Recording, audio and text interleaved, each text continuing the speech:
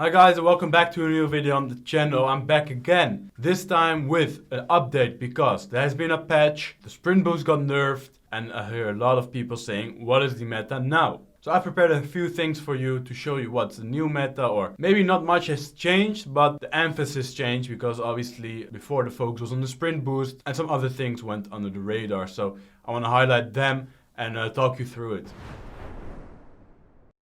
And the first thing I want to talk about are the formations. This is a game which a lot of formations are very viable. Last edition of the game, it was just the 4-4-1-1, the 4-3-2-1 that were kind of good in 24. This year, I believe there are more formations. On pro level, I've seen many used. Think about the 5 at the back, maybe a 5-2-3, a 5-2-1-2, a 5-3-2. They're very good. Even a 5-4-1. If you go to a 4-back, you can see a narrow getting used. So a 4-1-2-1-2 narrow, a 4-3-1-2, a 4-4-2, a 4-4-1-1, 4-5-1 even. So a lot of different variations that are getting used at pro level, and I think it's the most out of any edition of FC or FIFA in the past year. So obviously on our YouTube channel we got loads of tactics for every formation possible. One of those formations is a 4-3-3-4. Make sure to check that video out as well after you finish checking out this one. Bringing us to the next point, the tactics in general. What are OP instructions, or I would just say the depth or whatever, what is OP about them? So the formations, we talked that through, but let's look at the build-up style now. I think there's loads of variation in this game. It just depends on the formation you're playing. For example, in a 5-back you might want to put counter so that you got more people quicker around the strikers because they will be lonely if you don't put it. When you play a formation like 4-3-1-2, you might want to put it on short passing because you want to combine. When you play a balanced formation like 4-4-2, want to put it on balanced. I think those three are the best build-up styles, and it just depends on your playing style in combination with your formation. Personally, I always like to use counter or balanced. Counter whenever I'm losing a game and need to get forward quick, and balanced obviously when I start off the game in a 4-4-2. I want to be compact. I want to be able to build up in basic patterns and don't want my team to push up too high so I lose the ball and build up because there are no short options available. So balance for me is, in my formation, when I'm currently playing the 4-4-2, the best. But when I play 5 at the back, I prefer to play counter because that way I could go forward quicker with the wing backs, everything added on. Bringing us to the next point, the defensive approach. Obviously you got the choice of low, I believe, but I don't even touch that one. Balanced, high and aggressive. Let's start off with low. Obviously I don't think I've seen anyone use it, so forget that one. Then we go to the other extreme, aggressive.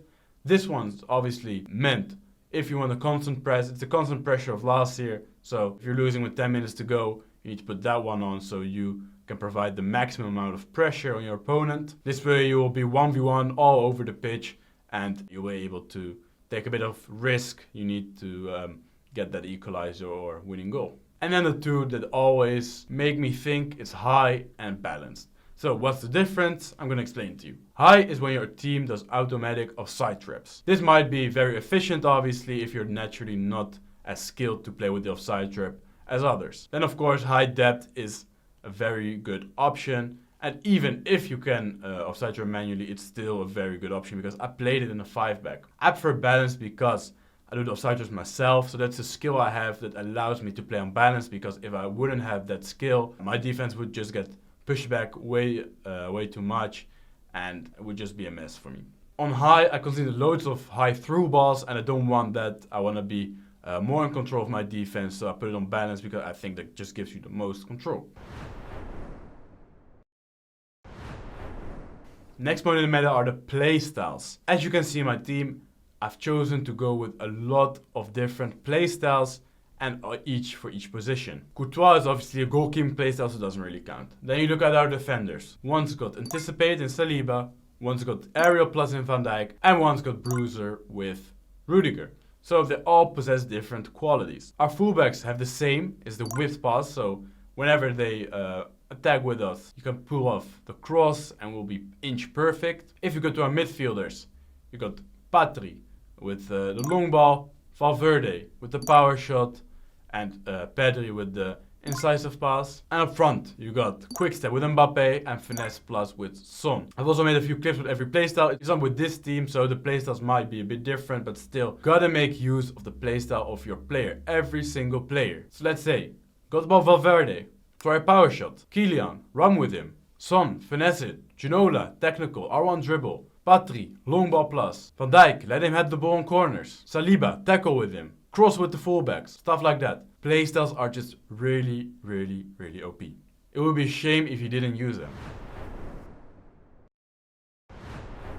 Another very important point this year are obviously the player roles. What you want to do is put the players on the position where they have a plus or plus plus, even better. This will let them make better runs and be more active. Often when you got a player on exclamation mark or in the wrong role, you'll probably be a bit passive. But what I've noticed is that with the players that got a plus or plus plus, they're extremely, extremely active, trying to make runs, trying to get close to the ball. As you can see now in my team, I've got a defender on defender plus or defender plus plus even, I think. The wingbacks do have a plus on attacking wingback, so put them on there.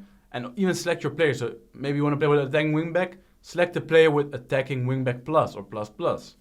Midfielders, CDM, holding plus on Patri. Playmaker plus plus on Valverde. Playmaker plus on Pedri.